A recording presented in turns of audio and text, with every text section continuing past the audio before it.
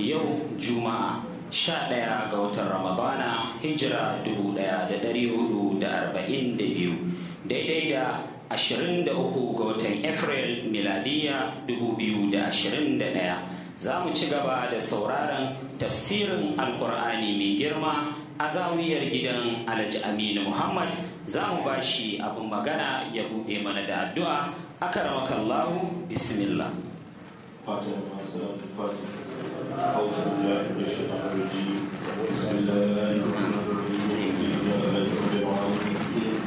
الرحمن الرحيم مالك يوم الدين إياك نعبد وإياك نستعين اهدنا الصراط المستقيم صراط الذين أنعمت عليهم غير المغضوب عليهم ولا الضالين آمين. اللهم صل على سيدنا محمد الفاتح لما أغلق والخاتم لما سبق ناصر الحق بالحق والهادي إلى صراطك المستقيم وعلى آله حق قدره ومقداره العظيم. سبحان ربك رب العزة عما يصفون وسلام على المرسلين والحمد لله رب العالمين. Alhamdulillah, muna cikin juz'u sani a cikin firiya da tafsir na maulanmu sahibul faidati Sheikh Ibrahim Inyas radiyallahu ta'ala anhu, shafi na 214. muna cikin suratul an'am, za mu tashi aya ta 61. malam abdulmalik khamis zai ja mana baki. shehinmu Sheikh Ibrahim Mansur Imam Kaduna zai yi mana fassara. akramakumullahu bismillah. أعوذ بالله من الشيطان الرجيم. بسم الله الرحمن الرحيم. وهو القاهر فوق عباده ويرسل عليكم حفظه حتى إذا جاء أحدكم الموت توفته رسلنا وهم لا يفرطون. أعوذ بالله من الشيطان الرجيم. بسم الله الرحمن الرحيم. الحمد لله رب العالمين الرحمن الرحيم مالك يوم الدين إياك نعبد وإياك نستعين اهدنا الصراط المستقيم صراط الذين أنعمت عليهم غير المغضوب عليهم ولا الضالين آمين. اللهم صل على سيدنا محمد الفاتح لما أغلق والخاتم لما سبق ناصر الحق بالحق والهادي إلى صراطك المستقيم وعلى آله حق قدره ومقداره العظيم. ورضي الله تبارك وتعالى عن أصحاب رسول الله صلى الله عليه وسلم ولا حول ولا قوة إلا بالله العلي العظيم. يا همة الشيخ اهدري لنا بهذا المهدر والتعرف بنظرة تأتي لنا بالزفر. أيها المسلمين، السلام عليكم ورحمة الله تعالى وبركاته. زادكم الله مغفرة وفيدة ورحمة وتوفيقا وسترا ورعاية. بركم دعزمي. بسم الله الرحمن الرحيم. وهو القاهر فوق عباده ويرسل عليكم حفظا حتى إذا جاء أحدكم الموت توفته رسلنا وهم لا يفرطون. أجي من زي wannan aya mun fara fassarar ta kuma lokaci yayi muka dakata. gashi yau Allah tabaraka wa ta'ala ya kawo mu, za mu ci gaba daga inda muka tsaya. ubangiji tabaraka wa ta'ala ya ce wa huwal qahiru, Allah shine mai rinjaye, musta'aliyan wato madaukaki, fauka ibadihi burbushin bayinsa. wato ba wai Allah yana saman bayinsa bane. in ka jance fauka ibadihi ana nufi ilimin Allah yana saman ilimin halitta, ikon Allah yana saman ikon halitta, nufin Allah yana saman nufin halitta, ganin Allah yana saman ganin halitta, jin Allah yana saman jin halitta, maganar Allah tana saman maganar halitta, komai na Allah yana saman komai na halitta. Amma karka dauka Allah a sama yake a wata kujera a zaune, karka yi wannan tunani. wa huwa al-qahiru, Allah shine marinjayi mai rinjayi, musta'aliyan madaukaki, fauka ibadihi burbushin bayinsa, qahiruhum, wato Allah shine mai rinjayi a kansu. wa yursulu alaikum hafazatan, kuma Allah shine yake aiko muku da masu gadi. Duk inda dan adam yake to ba shi kadai bane, akwai wadanda suke kula da shi, suke gadinsa. wa inna alaikum lahafizin kiraman katibin ya'lamuna ma taf'alun. Duk inda dan adam yake akwai mala'ikun da suke kula da shi, shigensa da ficensa, aikinsa mai kyau da aikinsa mummuna duka suna rubutawa. lahum mu'aqibatun min bayni yadayhi wa min khalfihi yahfazuna min amrillah. mala'ikatan waɗansu mala'iku ne to si amalakum, waɗanda suke kula da ayyukanku. duk abin da kuke aikatawa suna rubutawa. hatta iza jaa ahadakumul mautu, hatta iza jaa ahadakumul mautu, hatta idan mutuwa ta zo wa ɗaya daga cikinku, wato dalilan mutuwa kenan, asbabu, kamar zazzabi, ciwon ciki, diabetes, paralyze da sauran cututtuka waɗanda in suka zo sai a fara ganin alamar cewa bawa zai mutu. to idan bawa ya kai ga wannan yanayi, tawaffatu rusuluna, sai ma'aikanmu su matar da shi. tawaffahul mala'ikatu, sai mala'iku su kashe shi. almuwakkaluna bi qabdil arwah, waɗanda muka wakilta su da karɓar rayuka. wato Allah tabaraka wa ta'ala yana da ikon da zai komai da kansa, amma dukkan ayyukan Allah waɗansu yake wakiltawa. saboda ka kada ranka ya baci dan ka ga wani bawan Allah ya rike waɗansu bayin Allah wasida zuwa ga Allah, tsani zuwa ga Allah. Allah yana da ikon da zai zubo da ruwan sama, yana da ikon da zai tsirar da dawa, masara, gero, alkama, shinkafa, duka Allah yana da iko, amma sai ya wakilta wasu mala'iku. yanzu Mika'ilu alaihissalam shine mala'ikan kula da ruwa. a ƙarƙashin Mika'ilu akwai dubunnan mala'iku waɗanda su ake umurta. ga mala'ikan iska, ga mala'ikan tsawa, ga mala'ikan da yake rarraba ruwan, yake kirgawa kwaya-kwaya. Kaduna a zubar da miliyan kaza, Kano a zubar da miliyan kaza, Katsina a zubar da miliyan kaza, kuma duka Allah yana da iko da zai, amma ya sa wasu su yi. sau da ka dai a rayuwa Allah tabaraka wa ta'ala yana wakilta waɗansu su kula da ita. hatta wurin zuwan mu duniya Allah yana da ikon da zai kawo mu duniya kamar yadda ya kawo baban mu Adamu, amma sai ta hanyar uwa da uba. to babu laifi dan bawa ya kama wani bawa na Allah mai tsarki ya rike shi tsani zuwa ga Allah, babu laifi.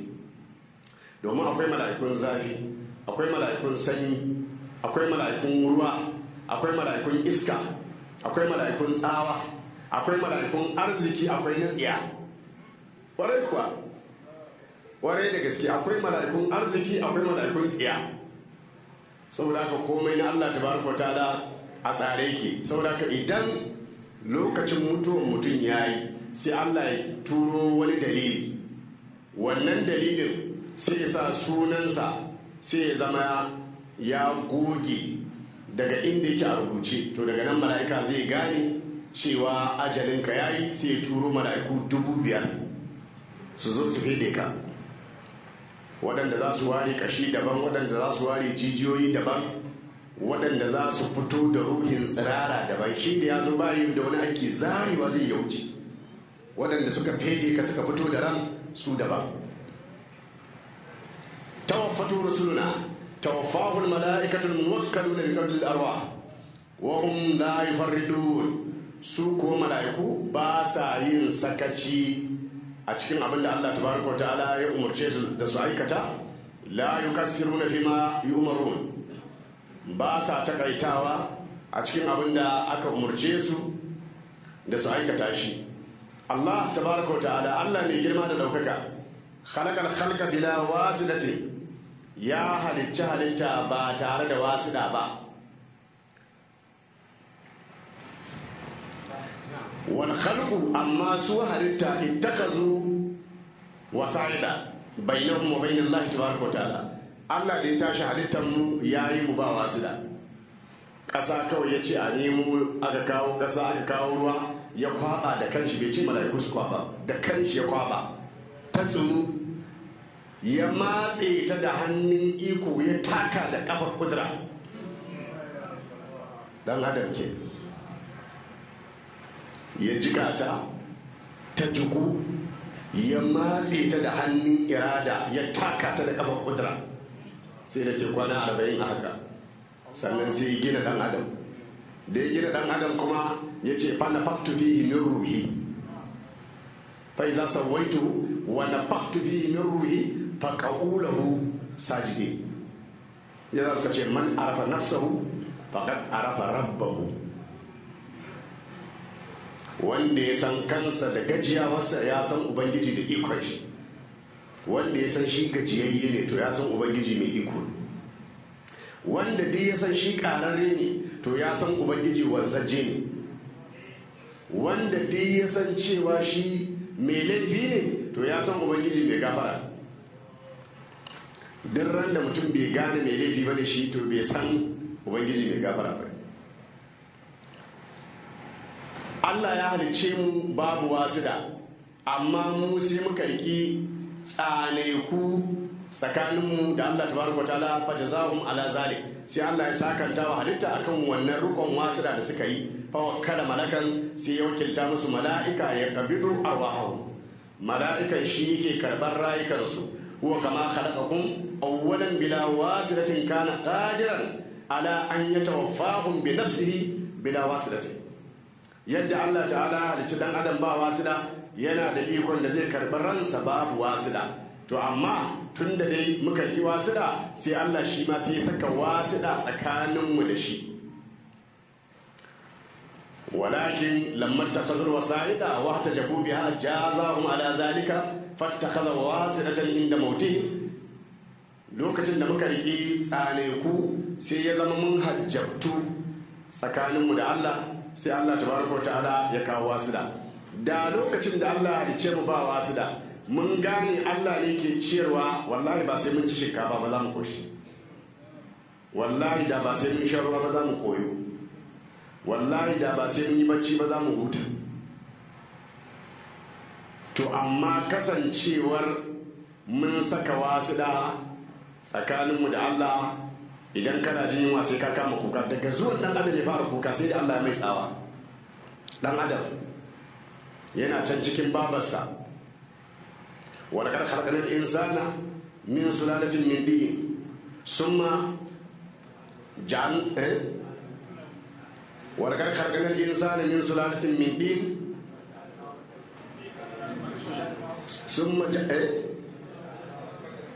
summa ja'alnahu nudufatan fi qararin makin summa khalaqana nudufata alaqatan fa khalaqana alaqata mudghatan fa khalaqana mudghata izaman fa kasawna izama lahman summa ansha'nahu khalqan fa tabarakallahu summa innakum ba'da zalika lamayitun summa innakum yawmal qiyamati tub'asun.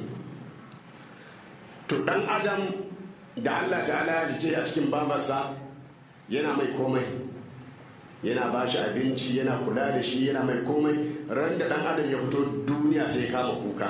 Allah ce me yasa kake kuka? Ya ce Allah ba abinci, abinci na da nake ci ban gaishe ba nan, ba riga, ba wando, ba kaza. Allah ya ce dan adam ka cika garaje, inda na aje ka a da ai bai kai nan girma ba, can wani wuri ne takurarre, nan kuma wuri ne babba. Na iya kula da kai a can, a nan ne ba zan kula da kai ba. Dan adam me yasa kake sauri?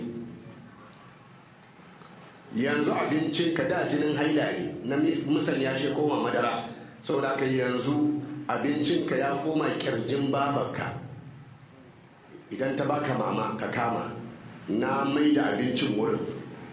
Shi yasa za ka ga komai na maka shi cip cip amma ban maka haƙori ba, saboda ɗan adam kana da ƙeta, kana iya ƙoshi ka cije ta.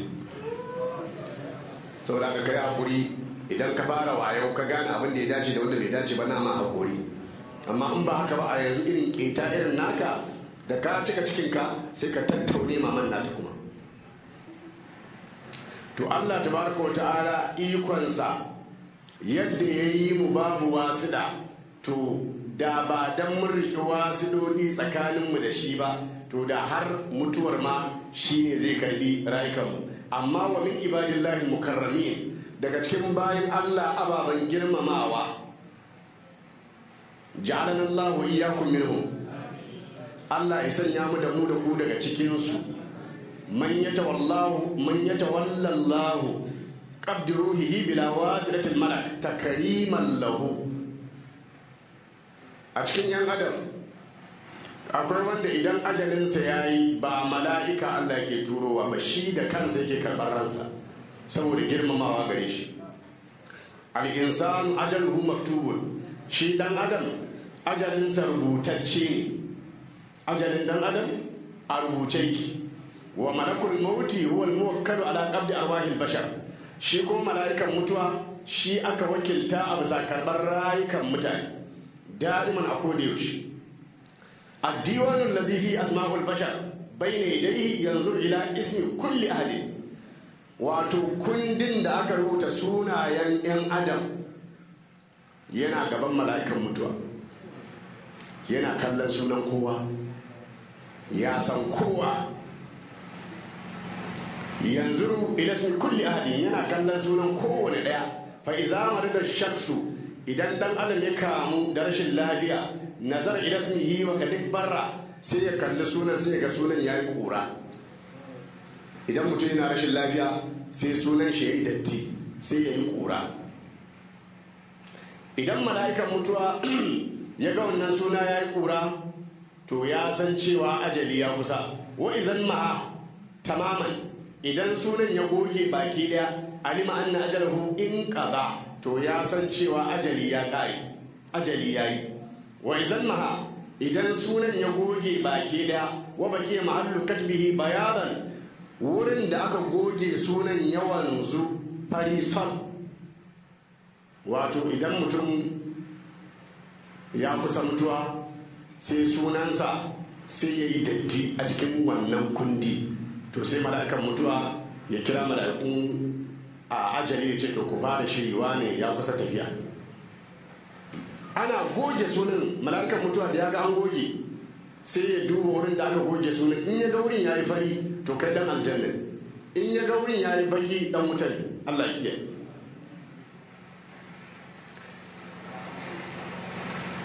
Alima anna hadha allazin qada ajaluhu mu'minun, idan ya ga wurin ya yi fari to ya san wannan mutum wanda ajalinsa ya yi wato mumini ne. Fa ya amuru malakan biyaminihi, sai ya kira wani mala'ika da yake damansa, saboda mala'ikan mutuwa mala'iku ne dama da hagunsa.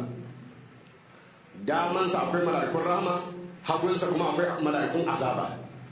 Saboda haka idan ajalin mumini ya kusa sai ya tura mala'ikun rahama, idan wato kafiri ajalinsa ya kusa sai ya tura mala'ikun azaba. Fa ya amuru malakan bi yamini annahu yaqbidu ruha fulani, sai ya tura mala'ikan dama ya ce je ka fede mun wani, ka fito da ruhinsa tsirara. Wal yarfaq bihi fa huwa mu'minun, amma idan ka je kai a hankali, kar ka ja ransa da ƙarfi saboda mumini ne, kai masa a hankali. Idan mahal ismu, idan sunan mutum ya goge a cikin kundin sunayen bayi, wasa qadatul waraqatu, akwai wata itaciya ana kiranta sidratul muntaha, akwai ganyaye, akwai sunan kowa, to duk mutumin da ganyen da sunansa ke jiki ya tsinke ya fado, to ajalinsa yayi.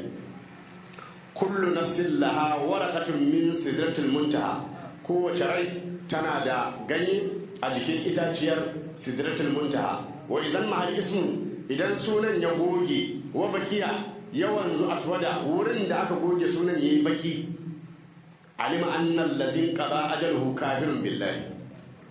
To sai mala'ikan mutuwa ya gane cewa wannan mutum da ajalin sai ya kafircewa Allah, fa ya amuru malakan bishimalihi, sai ya umarci wani mala'ika da ke hannun hagunsa, ya akuzu ruwa hazal kafir bi unfin, sai ya ce wani je ka fiɗe min wani, kar kai masa a hankali, ka fito min da ruhinsa tsirara da na zo zan fuske in wuce. Jalasan nabi sallallahu alaihi wasallam yawman, wata rana ma'aiki sallallahu alaihi wasallama yana zaune famar bihi malakul mauti, sai mala'ikan mutuwa ya zo wuciya sai ga annabi a zaune sallallahu alaihi wa alihi sallam. qala lahu, sai ce da shi inna Allah amarni bi qabdi ruhi fulan, Allah ne ya umurce ni da in zo in karbi ran wani. qala lahu annabi sallallahu alaihi wasallama, sai annabin rahma sallallahu alaihi wasallam ya ce da wannan mala'ika na mutuwa urfud bihi fa huwa mu'minun, ka sauƙaƙa masa domin ko mumini ne, kar kai masa da ƙarfi kar ya ji zafi. ƙala lahu, sai mala'ikan mutuwa ya ce da annabi ɗid nafsan fa inni arfuku bihi, ka kwantar da hankalinka shugaba, wallahi zan masa a hankali. haza ma'ana qawlihi wan nazi'ati garqa wan nashidati nashida. Ka ji ma'anan wan nazi'ati garqa, Allah ya yi rantsuwa da mala'iku masu fusgar ran kafiri da ƙarfi fusga. Wan nashidati nashida, Allah ya yi rantsuwa da mala'ikun da suke karɓar ran mumini a hankali cikin nishadi. Shi kafiri da ƙarfi ake fusgar ransa, shi ko mumini da nishadi. Kuna cikin fira da shi sai dai kawai go, sai kawai ka ga kana ta magana sai ka ji shiru, kana duba sai ga ya wuce. Malakul mauti, mala'ikan mutuwa azra'ilu lahu kala, yana da wakilai ala abdul arwa, a bisa karɓar rayuka. Yana da wakilai sun kai 5,000 wakilan shi. Wallahu tabaraka wa ta'ala, Allah ne girma da daukaka, hakikatan huwa al-qabilu lil arwah, a hakika shi kadai ne mai karɓar rayuka. Fali haza, saboda haka kare ke cewa qul yatawaffakum malakul maut allazi wukila bikum. Ya rasulullahi sallallahu alaihi wasallam, ka gaya musu mala'ikan mutuwa shine yake karɓar rai wanda aka wakilta tare da ku. Wa qala huna, anan kuma sai ce tawaffatu rusuluna hatta iza jaa ahadakumul mautu tawaffatu rusuluna wa hum la yafarridun. Har idan alama na mutuwa ya zo da yanku, to sai mala'iku ma'aikanmu sai su kashe shi. Kaji ba, bayan Allah ne ke kashewa, amma sai ce wai tawaffatu rusuluna, sai ma'aikanmu sai su matar da shi. Wa marratan ukhra, in kana karatun Qur'ani kuma wani lokaci sai kaji Allah tabaraka wa ta'ala yana cewa Allahu yatawaffal anfusa hina mautiha. Kaga magana kusan uku kenan. Qul yatawaffakum malakul maut allazi wukila bikum azra'ilu hatta idza jaa ahadakumul maut tawaffatu rusuluna wa hum la yafarridun. Nan kuma Allahu yatawaffal anfusa hina mautiha, Allah shi ne ke karɓar rayuka lokacin mutuwarsu. Alƙalidu mai karɓar rai hakikatan a hakika wallah tabaraka wa ta'ala. Wai wakilul malak, amma Allah yana wakilta mala'ika. Almalaku, shi mala'ika idza umira bi qabdi ruhi abdin yaqbiduha. Shi mala'ika idan Allah ta'ala ya umarce shi da ya tafi je karɓo ran bawa, ko mai bawan yake za a karɓo. Idan kana cikin karatu ne sai a karɓo ranka kana karatu, idan kana cikin gulma sai a karɓi ranka kana gulma, in kana cikin ƙarya sai a karɓa kana ƙarya, in kana baza sai a karɓa kana baza, idan kana bayan gida sai a karɓa kana bayan gida, in kana wanka sai a karɓa kana wanka, idan kana tsakiyar sata kana cikin zare kayan mutane, watakila ka sa hannu za ka zare wayan wani sai a zare ranka kai kuma ranar alƙiyama sai a tashe ka da wayan a hannunka. Ka gaba magana ke da yanzu idan ubangiji ce wayan waye a hannunka sai ka ce na aro ne. saboda haka yawan uwa mai hattara kullum ka dinga tunanin cewa mutuwa za ta iya zuwa maka a kowane hali, ko kana aikin tsiya da ka tuna mutuwa za ka bari, saboda kar ta zo ta same ka a wannan halin ka je gaban Allah ba kyau. saboda haka mala'ikan mutuwa idza umira bi qabdi ruhi abdin yaqbiduha, in aka yi masa umarni da ya karɓi ran bawa karɓar ta yake ba kakkautawa. Wa abdu lam yi umar bi qabdi ruhihi, amma duk bawan da ba a umarci mala'ikan mutuwa da ya karɓi ransa ba to ya je ya sake. wa ajizun, mala'ikan mutuwa gajiyayye ne an ta'arruji lahu daga ya bujiro masa. Idan ba a ba mala'ikan mutuwa umarni ya karɓi ranka ba, to da Allah zai yayi maka hijabi in ka gan shi ka yi dariya kawai ka wuce, ba abin da zai iya ma, bai da iko a kanka sai an ce karɓo ranka. Amma in ba a yi masa umarni ba bai da wani iko a kanka. Wal abdu, shi bawa wakkala Allah tabaraka wa ta'ala alaihi mala'ikatan, saboda girman dan adam Allah bai bar dan adam shi kadai ya dinga yawo ba. Duk inda ka ga mutum to akwai mala'iku kusan guda 24 suna gadin shi, mala'ikun rama guda 7, mala'ikun azaba guda 7. Duk inda ka ga mutum akwai waɗannan mala'iku suna kula da shi, suna gadinsa. Wahidun an yaminihi, za ka samu mala'ika ɗaya a damansa, wa wahidun an shimalihi, za ka samu mala'ika ɗaya a hagunsa, wa wahidun bayna yadayhi, za ka samu mala'ika guda ɗaya a gabansa, wa wahidun khalfahu, za ka samu mala'ika ɗaya a bayansa. Amma kuma fa wai za a rada Allahu bi qaumin su'an fala maradda lahu, wai za a rada Allahu bi qaumin su'an fala maradda lahu. Idan Allah tabaraka wa ta'ala yana nufin wani bala'i ko masifa ya samu wani daga cikin bayi, yawan mala'ikun nan ba su isa su hana ba.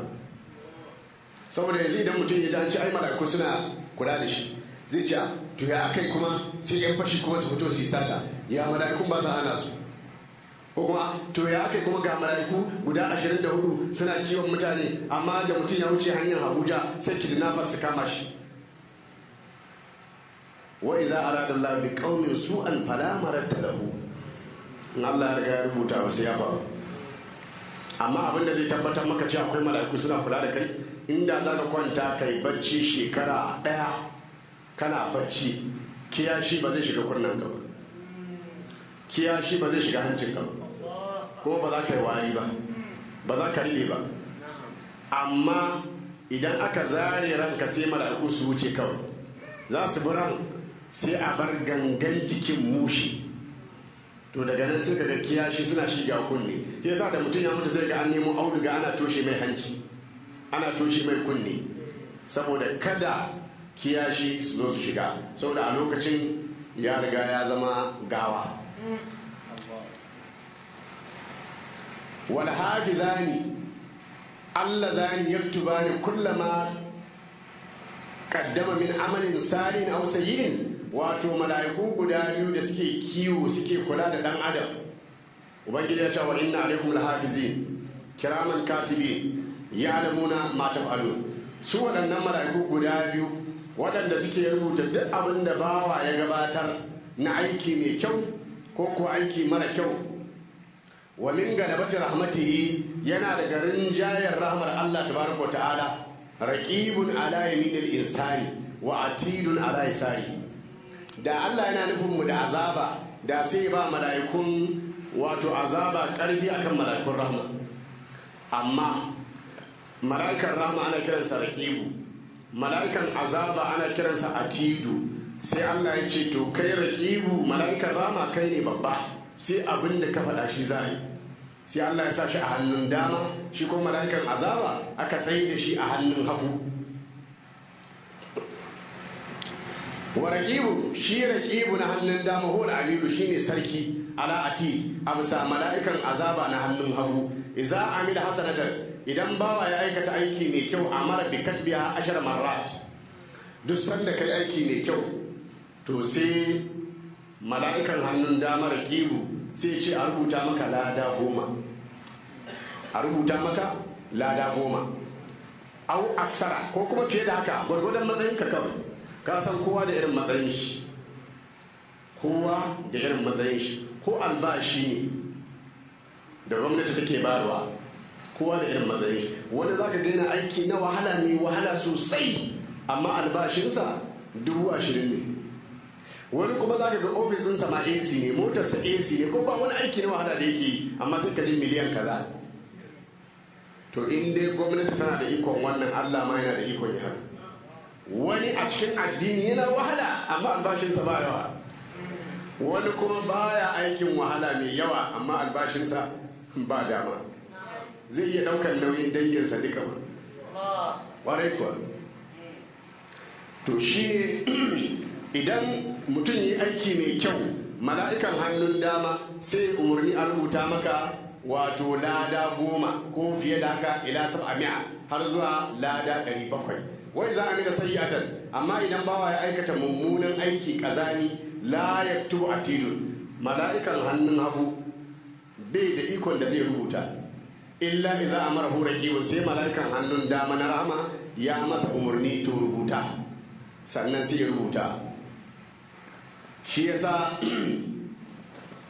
idan bawa ya aiki mai kyau, idan mala'ikan azaba zai rubuta, to sai mala'ikan rama sai ya ce da shi an hidu, kyale shi dan dakata kaɗan dakata. Sai mala'ikan azaba ya ce to har zuwa yaushe zan dakata? Sai ya ce ka dakata na ce zuwa yaushe 6 sa'ati, ka bari sai bayan awa 6. Bayan awa 6 in bai tuba ba sannan sai ka rubuta. In taba, in ya tuba karka rubuta, au gabar ko kuma ya nemi gafaran Allah karka rubuta, au amila khairan ko kuma idan bayan ya yi mummunan aiki daga bayan ya zo ya yi mai kyau kamun awa 6, to fala tattu karka rubuta. Fa'iza ma za 6 sa'atin, amma idan kai aikin banza ka sha giya Allah ya kiyaye, ko kai zina Allah ya kiyaye, ko kai caca Allah ya kiyaye, ko ka aikata wani aikin tsiya, awa 1 baka tuba ba, awa 2 baka tuba ba, awa 3 har awa 6 bawa bai tuba ba, walam yastaghfir al-abdu walam ya'mal khairan qala lahu uktubha marratan wahida. Bayan awa 6 sai a ce to kai mala'ikan azaba rubuta mai zunubi 1, kar ka wuce 1. Kai aiki mai kyau kwaya ɗaya an rubuta ma lada 10 zuwa 700, amma idan kai aiki mummuna zunubi 1 kawai za a rubuta, kuma sai bayan awa 6. Saboda haka yan uwa mu sani, duk sanda kai aiki mummuna to bayan awa 1 awa 2 ka tuna ka fa saba wa Allah, kai maza ka tuba, kai maza kai istighfari, kai maza ka biyo bayansa da aiki mai kyau, to sai ka ga Allah tabaraka ta'ala ya yabe maka. Yaqulur rasulu, manzo Allah sallallahu alaihi wasallam yana cewa wailul liman galabat ahaduhu asharahu, tsananin azaba ta tabbata ga wanda ɗaiɗaikun ayyukansa na zunubi suka rinjayi 10 na ayyukansa na lada. Kaga idan kai aiki kwaya ɗaya mai kyau, lada 10 za a rubuta kuma take. Idan kai aiki mummuna mara kyau, zunubi 1 tal za a rubuta kuma sai bayan awa 6. To amma ya aka yi ayyukanka na zunubi suka fi ayyukanka na lada? Wannan ba 10 ake rubuta, nan 1 kuma sai bayan awa 6, amma a haka kaje ka tara zunubi har yafi na lada. To shi ne annabi ya ce duk wanda ya haka azaba ta tabbata a gare shi. To da shi Ibrahim radiyallahu anhu ya ji wannan, sai ya ce fa anta shafi'ul muznibina wa ghayrihim fala darrani ma qad yakhuddu raqibu. Fa anta shafi'ul muznibina, ya rasulullahi, ni maganar lada ko maganar zunubi ni wannan duk ba shi bane gaba, ni dai na san kai ne mai ceton masu zunubi da waɗanda ba su ba. Saboda haka ni ba abin da ya dame ni raqibu da atidu sai ta rubutu, in dai kana nan ba matsala. Raqibu da atidu sai ta rubutu. Alhasanatu, lada wato aiki mai kyau kwaya ɗaya, bi ashir amsaliha, ana rubuta lada 10 ne irinta. Wasayyi'atu, mummunan aiki kwaya ɗaya, la tuktabu, ba a rubuta zunubi illa sayyi'atan wahidatan, sai dai zunubi kwaya ɗaya. Wa in istaghfara fi muddati 6 sa'atin, amma idan mai zunubin ya tuba wato kafin awa 6, la tuktabu ba za a rubuta masa ba. Faman gafala wanda ya rafkana hatta sa'ar da hazil ahad aksara min hazil ashrat fa huwa gafilun wallahu al-muwaffiq. Duk mutumin da ya rafkana daga barin tuba, baya tuba, baya zama da masu tuba, baya istighfari, baya zama da masu yi, har ta kai ɗaiɗaikun ayyukansa na zunubi sirrin jayi goma na ayyukansa na lada, to wannan sunansa gafalalle. Allah shine mai datarwa. Sun maruddu ilallahi maulahumul haq. ثم ردوا إلى الله مولاهم الحق ألا له الحكم وهو أسرع الحاسبين. ثم ردوا إلى الله مولاهم الحق ألا له الحكم وهو أسرع الحاسبين. Ubangiji tabaraka ta'ala ce sun maruddu ila Allah, sannan sai a dawo da su zuwa ga Allah ubangijinsu. Maulahumul haq, ubangijinsu wanda yake na gaskiya, malikin mamallakinsu, malikin alhaqqis sabitul adli li yujazihim. Ubangiji mamallakinsu wanda yake na gaskiya. Zaka ga bawa yana da ubangida a duniya, yana da mai gida, yana da shugaba. To waɗannan duka majazi ne. Allah shine ubangidanka, shine ubangijinka, shine shugabanka na gaskiya wanda ke tabbatacce mai yawan adalci. To ranar alkiyama za a mai da kai da shugabanka da mai gidanka da babanka da malaminka da shehinka da mukaddaminka da duk wani wanda kake karkashinsa, to da kai da su duka za a mai da ku ila maulakumul haq, ya zuwa ubangijinku na gaskiya wanda shine shugabanka na gaskiya, tabbatacce mai adalci don ya sakanta muku. Ala na'am, haka yake. Lahul hukumu, hukunci kowane iri yana wurinsa. Alqada'un nafizu, hukunci wanda ke zartacce fihim a cikin bayi. Allah shi kadai ne yake da ikon zartar da hukunci a wannan rana. Inna rabbaka yaqdi bainahum bi hukmihi wa huwa al-azizul alim. Wa maktalaftum fihi min shay'in fa hukmuhu ila Allah. Wa huwa asrarul hasibin, Allah shine mafi gaggawan masu hukunci. Yuhasibul khalqa, Allah yana yi wa halitta hisabi ranar alkiyama kullihim gabaki ɗayan su fi kadri nisfu nahari, wato gwargwadon rabin rana, kamar daga karfe 7 na safe zuwa 12 rana. Duk duniya baki ɗaya an mana hisabi. Yan aljanna sun shiga aljanna, Allah ya sa muna ciki. Yan wuta sun wuce wuta. Daga karfe 7 zuwa 12 an gama komai. An gama komai. Duk yawan mutanen nan tun daga farkon duniya har karshen ta, Allah zai yi wa kowa hisabi. Daga karfe 7 na safe zuwa 12 rana an tashi taro, an gama kawai. Yan aljanna suna can suna jin daɗi, yan wuta suna can suna ihu. Allah kiyaye.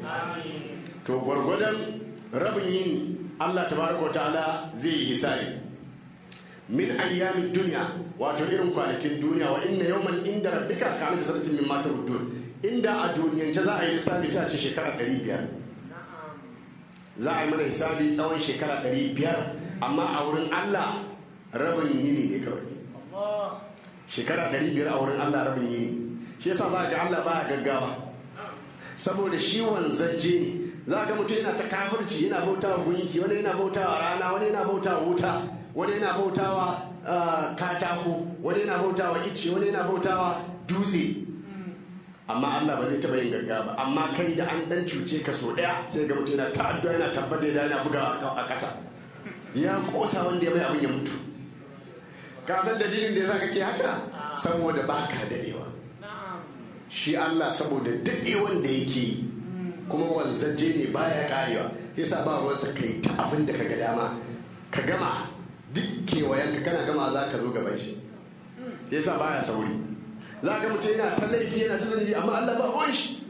Amma kai da an ɗan taɓa ka rana ɗaya, sai ga mutum ya fara alamtar kai ba fa'ala rabbuka bi ashabil fil, sai ya fara jefa barkono a wuta. So Allah baya gaggawa saboda shi wanzanje ne. An tambayi sayyidina Ali karramallahu wajhahu radiyallahu ta'ala anhu, aka ce da shi kaifa yuhasibullahu al-khalqa fi nisfi nahari, wai yaya Allah zai yi ba shi wuri, wai yaya Allah tabaraka wa ta'ala zai yi wa halitta hisabi a cikin rabin yini, yaya Allah tabaraka ta'ala zai yi wa halitta misali a cikin rabin rana, sai ya ce kai ba yugazzihim fi nisfin hari, ya Allah yake ciyar da su a cikin rabin yini. Yugazzihim kullan wala yujizuhu zalik, Allah yana ciyar da su gaba ɗayansu a kullum kawai dan yi musu hisabi a cikin rabin yini sai ya zama ya gagare shi. Ka san sai na Ali ya iya bada amsa. Akwai wanda ya tambaye shi ya ce masa wai da kayan jin daɗin duniya wai ɗabi'un manzo Allah, ya ce wai ɗabi'un manzo Allah guda nawa ne? Ɗabi'un manzo Allah guda nawa ne? Sai na Ali ya kalle shi ya ce zan baka amsa amma sai na tambaye ka. Ya ce masa kayayyakin jin daɗin duniya guda nawa ne? Sai ce kai amirul mu'minin kayan jin daɗin duniya da yawa. Kai akwai yawa fa. Kaga mu ne yanzu a za mu ci kaga ga waya, ga kwamfuta, ga tv, ga fanka, ga jirgin sama, ga mota, ga kaza ga su chocolate, ga su biskit, ga su makaroni, ga su kuskus. Kaji ko? To sai na Ali ce to albishirin ka yace goro, yace Allah ce mata'ud duniya qalil. Kayayyakin jin dadin duniya kadan ne. Ya ce amma ɗabi'un annabi sai ce wa'in na kalala khuluqin azim. Ya ce to kai na tambaye ka qalilu ka kasa fada amma ni kana tambaya ta azimu. Ka ce ga maka ɗabi'un manzo Allah azimu, kai kuma na tambaye ka qalilu ka ce da yawa. Kada ba amsa kenan, je ka abu. Sayyidina Ali kenan karramallahu wajhahu radiyallahu ta'ala. Ka san ilimin da Allah ya bashi, wato hankali bai iya kama. Yana cewa wallahi ko allura ta bace a gidana a Qur'ani nake duba an ga inda take. Allura in ta bace a gidana Qur'ani zan dauka ko in buda zan gano in cika ku duba tana nan karkashin gado. A Qur'ani zan gani. Yana cewa wai law shi'tu la awqartu 70 ba'iran min tafsir fatihatil kitab. لو شئت لأوقرت 80 بئيرا من تفسير النقطة التي تحت البحر. da na ga dama zan yi wa raƙumi 70 labtun kayan littafin fassarar fatiha. Raƙumi 70 zan dora mai tafsirin fatiha. Da na ga dama kuma zan yi wa raƙumi 80 labtun kayan tafsirin dugon da ke ƙarƙashin ba. Karramallahu wajhahu radiyallahu ta'ala. Amin. Haji ko? To shi ne sai ba da amsa ya ce masa kaifa yugazzihim. Aka ce masa kaifa sayyidina Ali ce kaifa yugazzihim fi nisfin hari. Yugazzihim kullan wala yujiru zalik. Allah yana iya ciyar da halitta a cikin rabin yini bai gajiya ba, sai hisabi ne zai gajiyar da shi. Qul man yunajjikum min zulmatil barri. قل من ينجيكم من ظلمات البر والبحر تدعونه تضرعا وخفية لئن أنجانا من هذه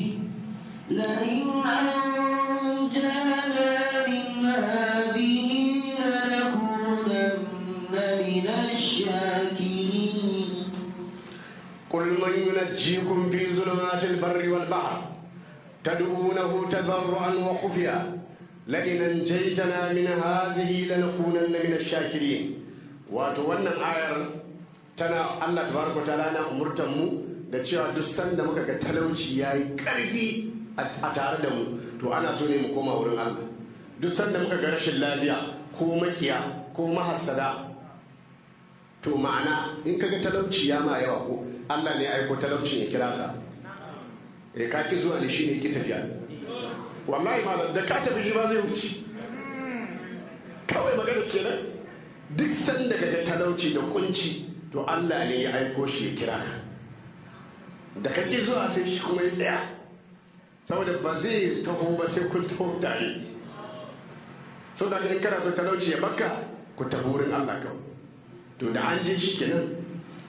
To haka nan kowane irin kunci na rayuwa idan kaga kunci ya zo ba ka yin sallah ba ka yin ayyuka masu kyau to sai ka fara. Idan kuma kana yi sai ka dada da yawan zikiri da yawan salati ga manzo Allah sallallahu alaihi wasallam kuma in kana yin sallah kana yin ayyuka masu kyau sai ka ga wani abu yana faruwa to akwai waɗanda kake cuta ko matarka ko 'ya'yanka ko makwabta ko wani sai ka daina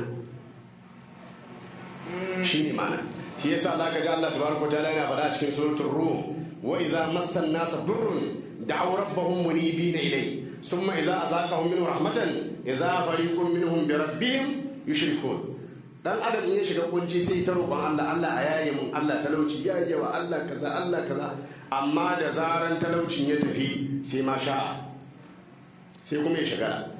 To shine Allah tabaraka ta'ala yake ga ma'aiki sallallahu alaihi wasallam yace kullahum kace da su ya Muhammad sallallahu alaihi wasallam man yunajjikum min zulumatil barri, wai wane ne wanda zai kubutar da ku daga dubban nan na cikin ƙasa wal bahri da kuma dubban nan na cikin ruwa, a hawaliha firgice-firgicen tafi asfari kuma a cikin tafiye-tafiyenku hina tad'unahu a lokacin da kuke ambatansa kuke roƙonsa tadarru'an a cikin kankan da kai alaniyatan a bayyane wa khufiyatan da kuma a goye sirran a asirce ta kuluna kuke cewa la in anjaytana ya ubangiji lalle idan ka kubutar da mu la in anjana Allah wallahi idan Allah ya tsiratar da mu min hazihi zulumati daga wannan duhu na talauci da kunci washada'i da wannan tsanance na rashin lafiya, in Allah ya raba mu da talauci ya raba mu da kunci ya raba mu da mahasada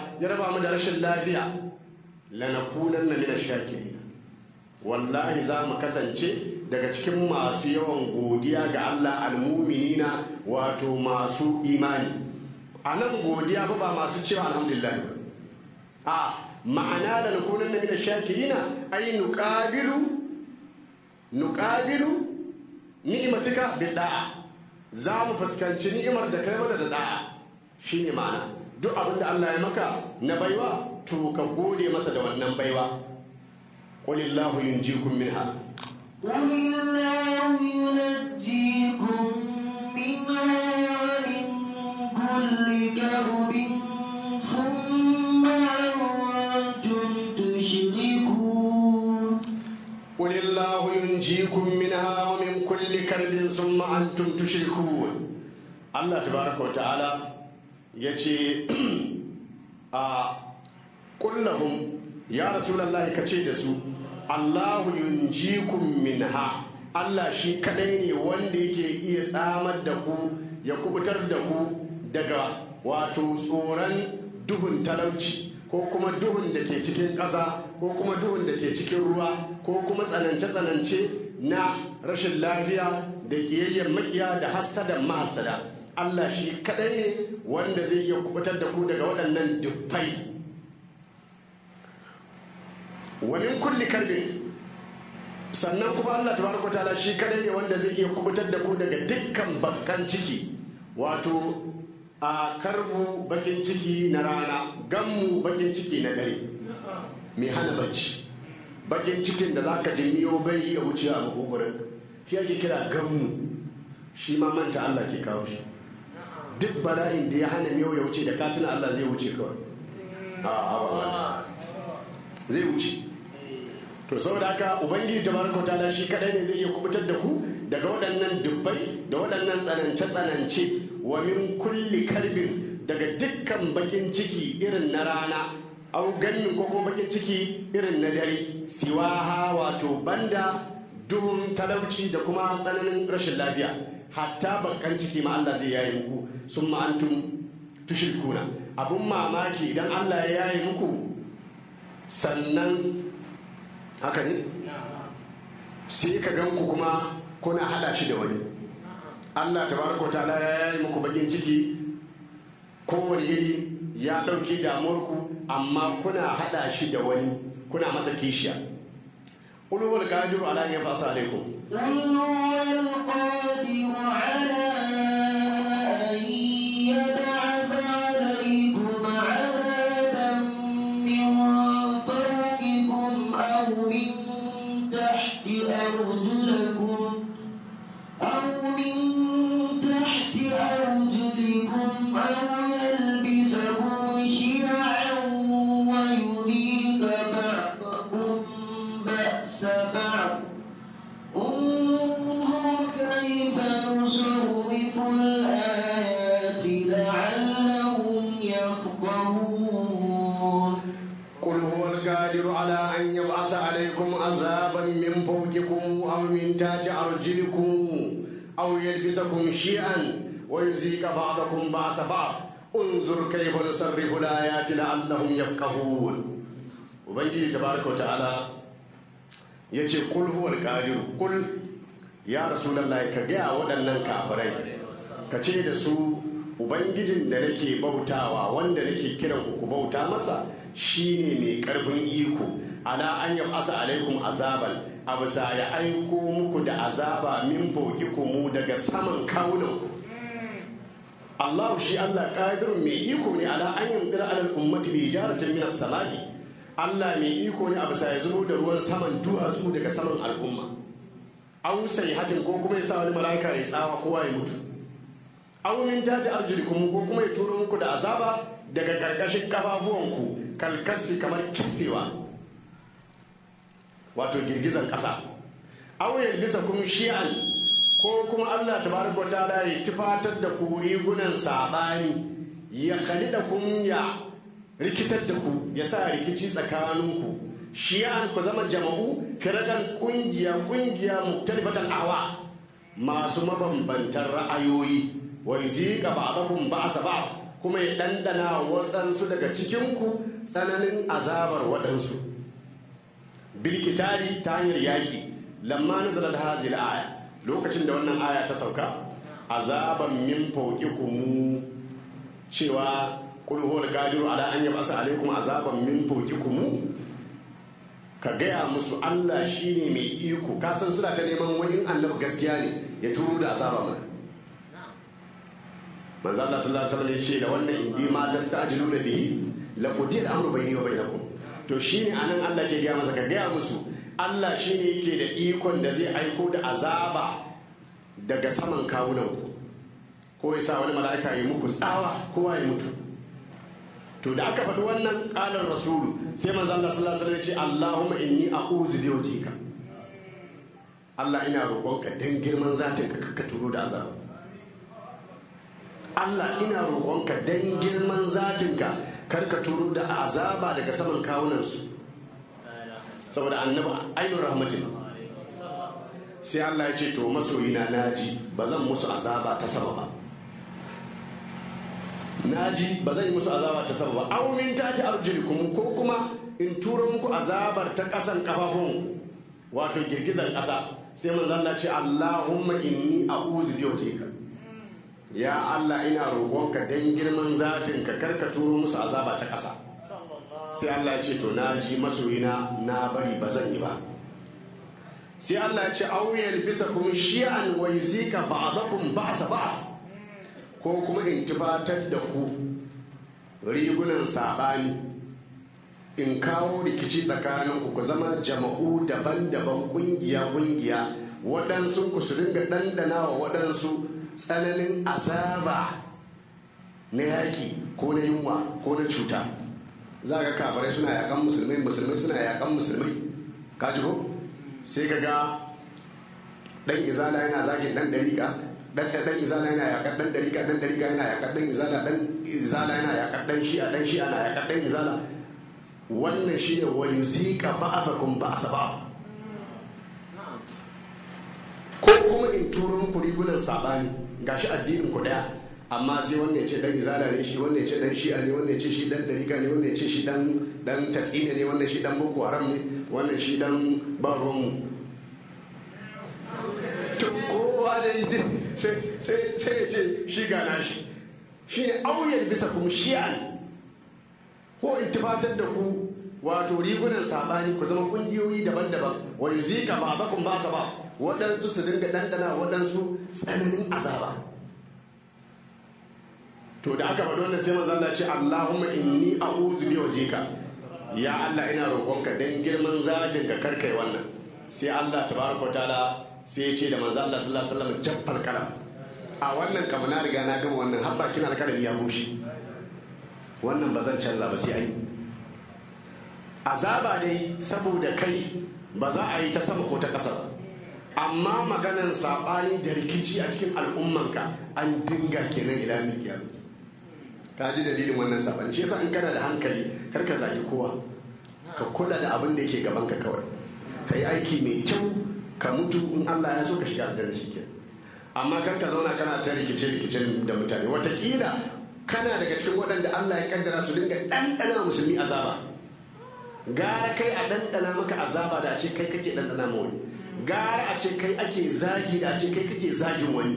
Gara a ce kai ake wa sharri da a ce kai kake wa wani sharri. Gara a ce kai ake wa ƙazafi da a ce kai kake wa wani ƙazafi. Gara a ce kai ake mushrikantarwa da a ce kai kake mushrikantar da wani. Gara a ce kai ake kafirtawa da a ce kai kake kafirta wani. Wa yuzika ba'dakum ba'sa ba. To sai manzo Allah ya ce Allahumma inni a'udhu bi wajhika, sai Allah ya ce masa jaffal qadar. Bakin alƙalmi ya riga ya bushe, madal qadar ala zalika.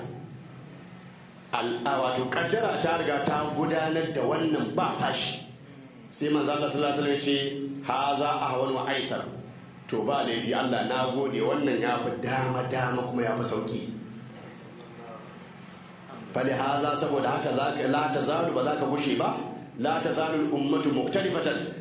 Wannan shi yasa al'ummar annabi ba za ta taba gushiya ba, sabani yana shigowa cikinta.